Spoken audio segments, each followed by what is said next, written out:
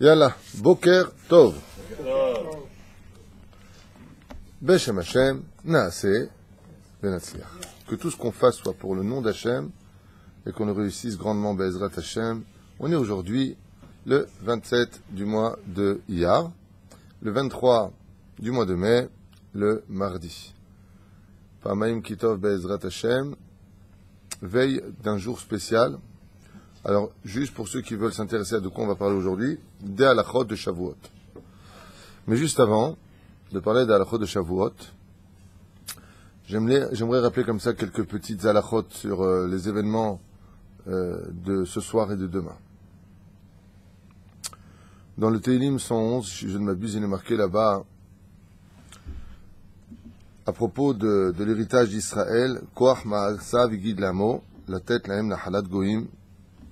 Le Créateur du monde nous dit, j'ai donné de la force à ce peuple, Koach ma'asav, Dieu il a montré par son action à lui sa force, il guide les hameaux, il a dit à son peuple, la tête lahem, dans quel sens il a donné cette puissance, nahalat goïm, pour donner l'héritage des 7 nations de la terre d'Israël aux Juifs. C'est ce que dit le roi David dans les Tehillim. Il y a, chers amis, 3 lieux qui ont été achetés à prix d'or. Le premier, c'est Hebron, qui a été acheté par Abraham Avinu. Le deuxième, Hébron, donc en français. Le deuxième lieu qui a été acheté, c'est la ville de Shrem, qu'on appelle Sichem aujourd'hui, qui a été acheté par Yaakov Avinu. Et le troisième lieu, c'est Jérusalem, Yerushalayim, qui a été achetée par le roi David et conquise par le roi David lui-même. Non seulement conquis, mais le roi David a estimé que Yerushalayim se méritait et il l'a acheté. C'est marqué dans Shmuel. Donc dans la Bible, cette fameuse Bible que tout le monde en général connaît et reconnaît, même pour les chrétiens elle existe, puisqu'ils appellent ça l'Ancien Testament, comme si il y en avait un nouveau, mais bon, on va laisser ça comme ça. Eh bien, ce sont des lieux qui, Bisiata d'Ishmaïa, ont été achetés et qui jusqu'à aujourd'hui sont discutés par les nations du monde. On nous discute Hébron, qui a été acheté par Avraham Avinu, non pas pour y enterrer Agar, mère d'Ishmaël, mais pour enterrer Sarah et Menou. Le tombeau où repose là-bas Yitzhak et Rivka, Yaakov et Léa, et surtout Adam et Rishon et Ève, donc père de l'humanité. On nous discute toute la journée Hébron, territoire dit par le monde entier occupé. On est juste des gens et on voit que cette politique marche bien, puisque même en France, quand tu es propriétaire de ton appartement et qu'on vient te le squatter, comme ça a été le cas de ma maman qui avait son appartement à Paris, elle a été squattée, eh ben, elle ne peut pas renvoyer le mec qui est dedans. J'ai jamais... Gérard, ici présent d'ailleurs, vous dira la même chose. On lui a squatté une maison en France, sans donner de détails. Eh ben, il est jusqu'à aujourd'hui. T'as pu... ça fait combien d'années? Ça fait déjà quelques années qu'il lui squatte le lieu. C'est lui qui paye tout, mais c'est squatté par d'autres. Et le gouvernement français, dans sa morale, continue à être ce que l'on connaît de lui, Robin Hood. Je fais de la bonté sur le dos des autres. C'est magnifique. Tiens, donne-lui 10 000 shekels. Tiens, toi, viens, aide-le lui. Aide-le toi. Si tu veux faire du bien aux squatteurs, ben, construis-leur-toi des choses. Mais de t'approprier le droit d'une personne pour toi, c'est du vol. C'est une honte. J'ai oublié de dire les Nishmat, Claudine, Chamisha Batariyat Kuka, Aléa Shalom. Pour tous les métiers Israël, une grande atzlacha pour Bezrat Hashem, Raphaël Gandous Ayakar, qu'Akadosh Baruch Hu lui ouvre les portes de la réussite. Comme j'ai dit hier, lui qui pense toujours aux autres, nous pensions à lui. Et Kol Am Israël, Refoua Shlema, Chema Meira, Kol Echad Echad, Ubichlalam Moratimi Akdosha Vateora. Shlomo Ben Aziza, Refoua Shlema. Rabotai, demain, nous allons une fois de plus revenir à un événement d'année en année qui est inimaginable pour ceux qui connaissent l'histoire de notre peuple. car contre toute attente, j'aimerais quand même dire une phrase importante. Nous avons 24 livres dans la Bible qui composent la Bible.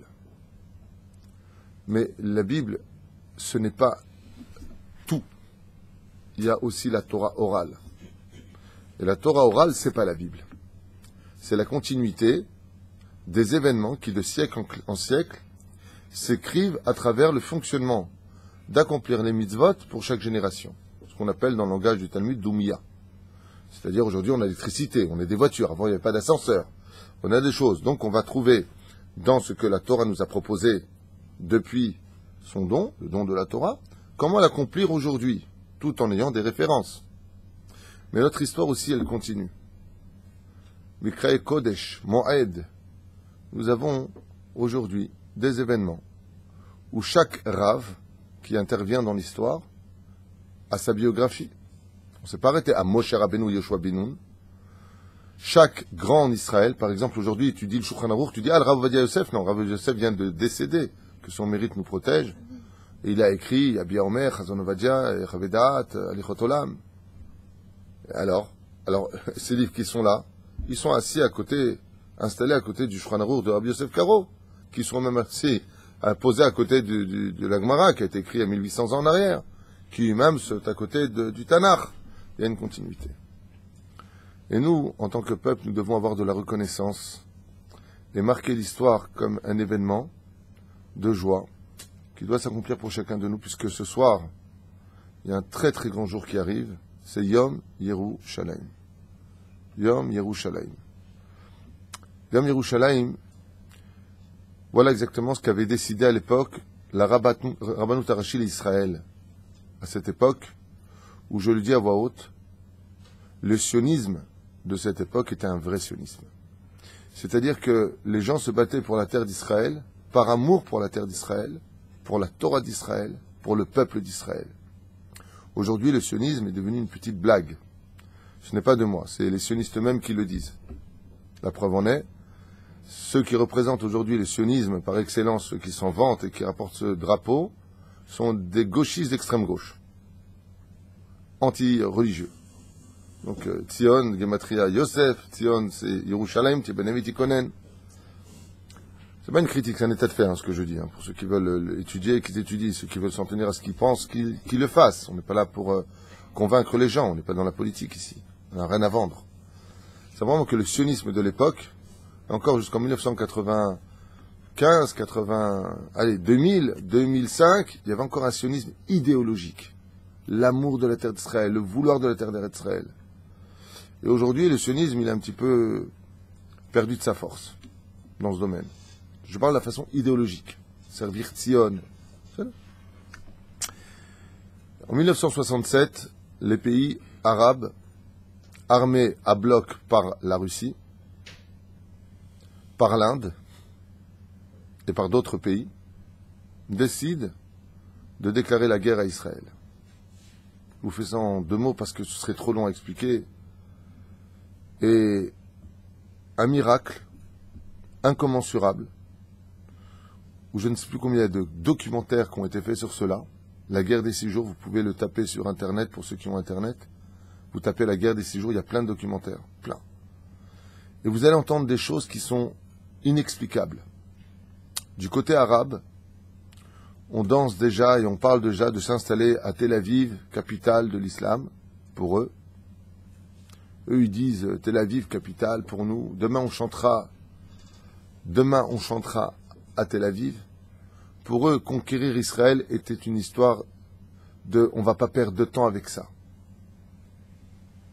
Les sionistes, on va envahir. L'Égypte s'est armée jusqu'aux dents, une armée puissante et entraînée. Pas entraînée Stam, entraînée par les Russes. Armée de missiles, Chaval al-Azman, d'avions, de tanks. La Syrie, la Jordanie,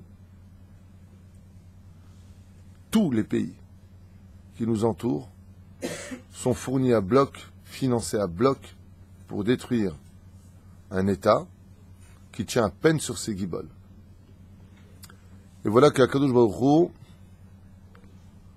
noten lanu et à Koach, comme on vient de le dire ici, Koach il guide l'amo. il a dit à son peuple. Kohar, c'est en hébreu Kafret. Le 28 du mois de Iyar. Kafret, Iyar. La guerre des 6 jours. Quand vous voyez des documentaires, Béhémet, tu dis, mais c'est pas possible. En 1h46, on libère Hébron. En 2h15, on libère Ta. En tant de temps, on libère. En tant de temps, on libère. Vous aviez à peu près un soldat pour 100 soldats en face. Un soldat face à 100 soldats en face.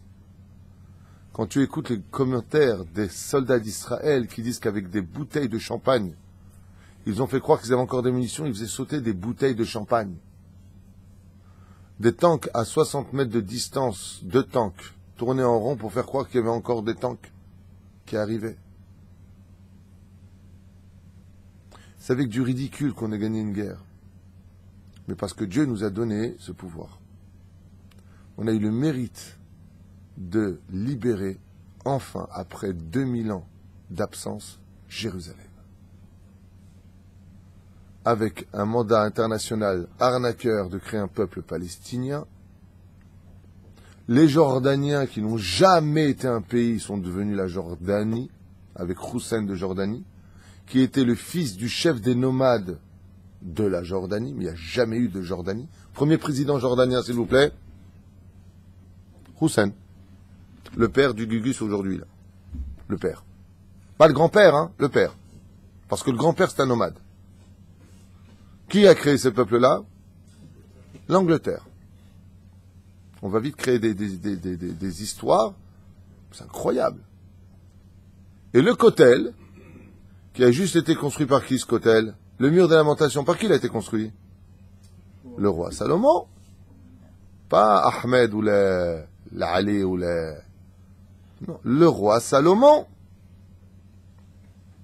C'est la 3e muraille. Nous sommes à la veille d'un jour extraordinaire où que même si tout Israël était rempli de yeshivot, qu'il n'y aurait pas une seule personne qui voyage pendant Shabbat, ça ne serait toujours pas la Géoula. Comme on le dit, les Shana Aba'a Be'Yerushalayim à Benouya. Même le Mashiach dépend de la reconstruction non pas d'Israël seulement, mais de Jérusalem. Chaque fois que nous avons un bonheur à vivre, nous devons nous rappeler de Jérusalem. Im eshkacher, ce soir j'ai une roupa à faire, et le Khatan dira, Im eshkacher Yerushalayim, chas v'shalom. Si j'ai le malheur d'oublier Jérusalem. Ce soir, c'est Yom Yerushalayim. Un jour unique. Un jour où, pour je le dis à voix haute, la plus belle ville du monde, la ville où on se sent le mieux pour vivre. Une ville unique. Une ville splendide. Une ville qui ressemble à une carte postale, Jérusalem. Tu vas au Kotel, tu as une lumière sur cette ville impressionnante. Impressionnante. Et tout ça, on le doit à qui? Aux prières de nos sages, à ceux qui sont assis dans les yeshivot, et à nos soldats, qui ensemble, Baruch Hashem, tu vois dans les commentaires, ce que je disais ce matin, ce qui a été filmé, tu voyais des orthodoxes avec des kippotes srugot, avec des gens sans kippotes, avec des gens avec des kippotes blanches, avec Iria, donnez-nous. À cette époque, c'est incroyable. Je ne sais pas si Iria, donnez-nous, avec un écrire, il n'y avait pas encore. C'est une image, le Iria, donnez-nous. Non, parce que les gens sont très. Les Épiroucha d'Ava, qui avaient de la hardoute. Les soldats, ils arrivent au Kotel et ils pleurent. Ils pleurent. Parce qu'avant Milchemet, chez Ayamim, je ne sais pas si tu es au courant, Igal, mais on ne pouvait pas aller au Kotel. On priait de loin. On regardait le Kotel et on priait à la distance. On ne pouvait pas y aller. On n'avait pas le droit d'y aller. On témoigne que le Rav Kook allait une fois par semaine au Kotel et qu'il passait comme un homme invisible devant l'hostilité des Arabes sur place. Comme ça, on raconte de lui. Aya olech la Kotel, et personne ne faisait attention à ce... Il est là, il n'est pas là. Alors, qu'est-ce qu'a décidé à l'époque la Rabbanout d'Israël, et non pas de Jérusalem, à l'époque la Rabbanout d'Israël? Voilà ce qu'ils ont décidé. C'est un jour grandiose où on doit chanter Shirat Hayam. Et pourquoi Dafka Shirat Hayam? Azia Shir Moshe ou Bnei Israël? Parce que on doit réaliser que tout comme un peuple de 3 millions de personnes se trouvant face à la mer Rouge, il était impossible que la mer s'ouvre pour qu'on passe. De la même façon, après 2000 ans d'absence, une hostilité des nations du monde face à Israël, des moyens très limités en Israël, une armée qui tenait à peine sur ses guiboles, que nous gagnions cette guerre, c'était impensable. Tout comme il était impensable que la mer puisse s'ouvrir pour qu'un peuple de 3 millions d'individus puisse y passer. C'est impossible. La reine, il faut chanter Az Yasher Moshe, Az Leatid Lavo Tie Geoula. Jérusalem, depuis 1967, est un signe de Geoula. Si vous prenez les 6000 ans d'histoire, chers amis, et que vous revenez à l'histoire de Erev Shabbat, c'est Erev Shabbat, le jour de la création du monde, l'homme a été créé quand? Erev Shabbat, 3 heures avant l'entrée de Shabbat. Erev en Gematria, ça s'écrit Aïn, 70, Resh, 200, Bet, 2, ça fait combien en tout? 272. Vous retirez 272 des 6000 ans, et vous obtenez en français 1967. C'est-à-dire que le Erev Shabbat de l'histoire de l'humanité tombe en 1967. Erev Shabbat, au crépuscule de Shabbat, l'homme a été créé, 3 heures, pas au crépuscule, mais Erev, donc à la veille de Shabbat, plus exactement, le soir de Shabbat, avant l'entrée de Shabbat. Erev, les Chachamim nous disent, ça tombe 1967. Lama, tout comme l'homme a été créé à ce moment-là, le peuple d'Israël récupère son cœur. Comme ça dit le Rav Kook. Le Rav Kook disait, Yom Yerushalayim ressemble à un stylo, mais qui n'a pas encore d'encre. L'encre de l'histoire, c'est Jérusalem. Et les sages nous disent qu'à la fin des temps, le conflit international éclatera pour Jérusalem. Pas pour Israël. Pour Jérusalem. Car celui qui possède Jérusalem possède les clés du monde. Les Ottomanim le savaient. Goutte froide, bouillon. Il est mignon, lui. C'était le général en chef de l'armée envoyée par Richard Cœur de Lion, même si le méchant est en rapport avec la France. Goutte froide de bouillon, français. C'était celui qui fut envoyé à l'époque pour conquérir la Jérusalem, avec les croisades. Goutte froide de bouillon. Nachon. Et cette Yerushalayim Tibanev Tikonen, c'est un miracle. La reine, qu'est-ce qu'on fait? On fait Az Yasher Moshe en chantant. Chacun une hag les fiamakom. Il y en a qui disent des tachanunim, il y en a qui disent pas les tachanunim. Chacun fera comme son minag. Ensuite, on fait, j'ai déjà répondu à cette question. Ensuite, on fait le Hallel sans bénédiction. Il y en a qui disent que c'est avec bénédiction, Shev Adiva Al Taase, après Alenu Shabeach, remercier Hachem, et on dira le Teilim 107, Kouf Zain. Ensuite, c'est marqué là-bas, Yesh La'asot Seudat Gdola Kolayom. Faire une grande Seuda, boire du vin, manger de la viande, et faire des divrei Torah. Le Hallel complet sans bracha, sans bénédiction.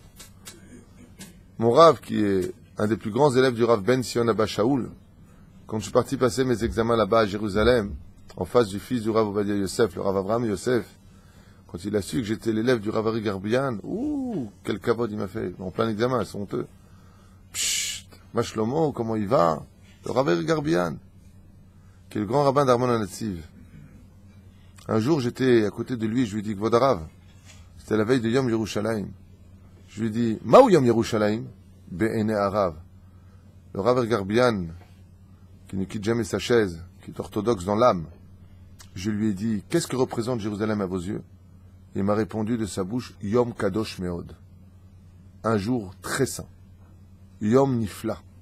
Un jour merveilleux. Je lui ai dit, Lama. Il m'a regardé comme ça, lui qui est né en Israël, et qui est plus âgé que moi, il me dit, on peut aller au kotel, on peut prier à Hachem. Il m'a dit, quand j'étais petit, c'était impensable. C'est un grand, grand miracle. Un grand cadeau d'Hachem. C'est pour ça que celui qui va au Kotel, il doit faire très attention.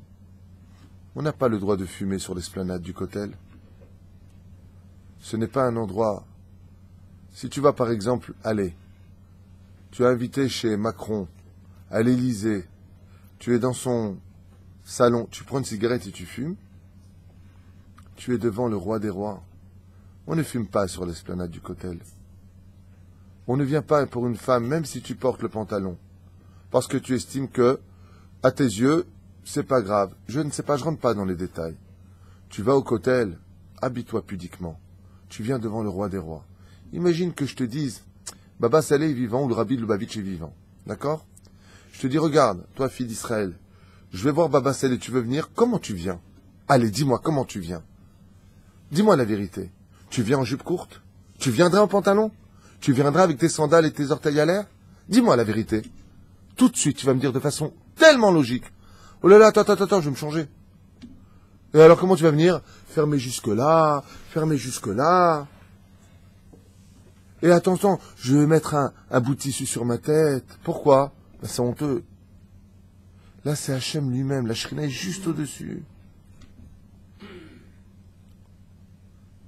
Tu es marié, et tu n'es pas marié avec ton copain. Tu vas voir le Rabbi Lubavitch, tu le tiens par la main. C'est pas l'esplanade, c'est pas une promenade, le Kotel. On ne tient pas la main de sa copine. Tu veux le faire en dehors. Dieu remplit le ciel et la terre, il voit tout, mais c'est pas pareil.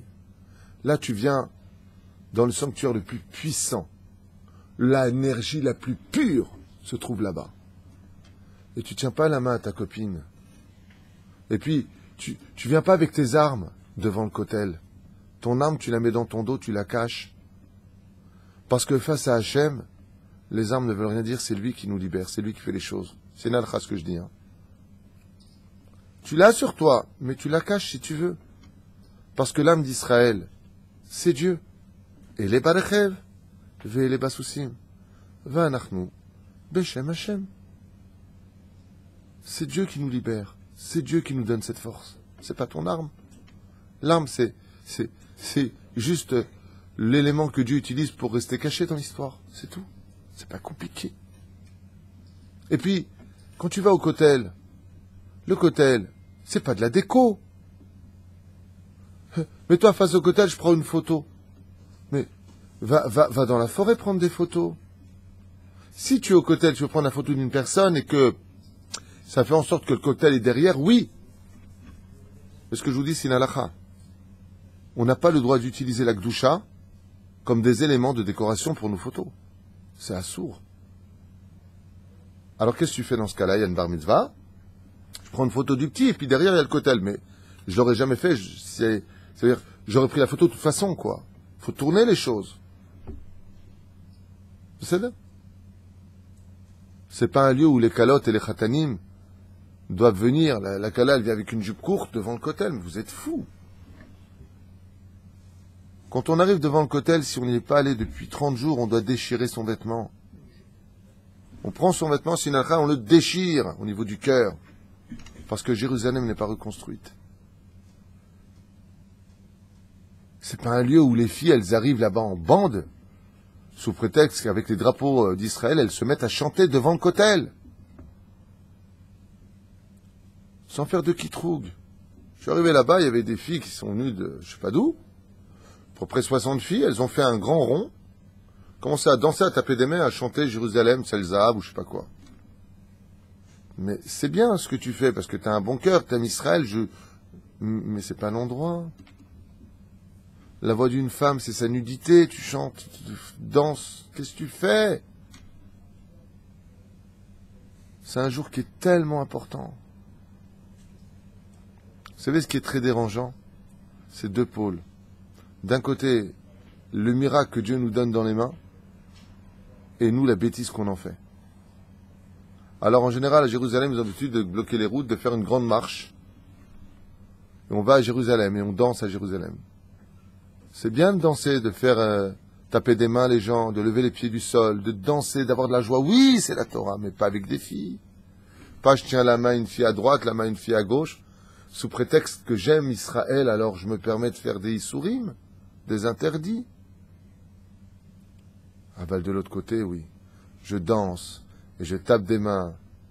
Koach et guide l'amo, Baruch Hashem. Dieu nous a libérés, Dieu nous a montré sa force, Dieu nous a montré qu'il était au-dessus de la nature, Dieu nous a libérés de nations hostiles et nous a rendu quelque chose pendant 2000 ans. On n'était pas là, il nous l'a donné, voilà, je vous le donne. Enfin, quand je dis qu'on n'était pas là, c'est à l'échelle nationale, mais à l'échelle familiale, il y avait beaucoup de familles à Jérusalem. Il y a toujours eu beaucoup de familles à Jérusalem. Le Or HaChaim HaKadosh lui-même était ici, le Chida était ici. Au Kotel, Yeshivat Bethel, l'Ominastam, le Rashash, la reine ce soir, chers amis, mesdames, si vous écoutez, préparez un grand repas ce soir, avec une belle bouteille de vin si vous le pouvez, de la bonne viande. Et Bezrat Hashem, parlez de Jérusalem, remerciez Hashem. Bezrat Hashem, soyez heureux, faites des chants, Shabbechi Yerushalayim, Vechen al Zaderech, et demain toute la journée, Yesh Nogbo Kavod, c'est une journée merveilleuse.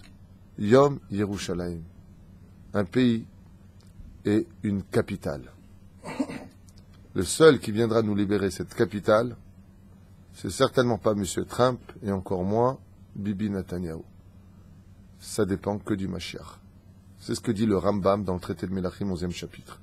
Il devra reconstruire le Beth Amikdash. Et si le Beth Amikdash, comme je vous l'ai dit hier, est à sa place, il n'y a plus de conflit. Il n'y a plus rien à dire. Puisque la Shrina se dévoile et Dieu dit c'est mon peuple, c'est ma terre et c'est eux que je veux. Qui pourra répondre? Il n'y aura pas ni de Allah ou Akbar, ni de signe de croix, ni quoi d'autre. Tout le monde reconnaîtra Israël. Chez Nehemar, comme c'est marqué dans la Bible, Vaïten lecha ha'elokim mital ha'shamaim ou mishmane ha'aretz v'rov dagam v'tirosh. Chers amis, soyez fiers d'être juifs, soyez heureux de vivre en Israël, et quand vous montez à Jérusalem, remplissez votre cœur de gratitude, parce que du sang a été versé, pour vous permettre à vous aujourd'hui, de pouvoir aller au Kotel. Il y a des gens qui sont morts, qui ont donné leur vie, des soldats qui se sont sacrifiés à rentrer dans des lieux, où ils savaient peut-être qu'ils ne sortiraient pas. Et ils sont morts, pour que nous on aille là-bas.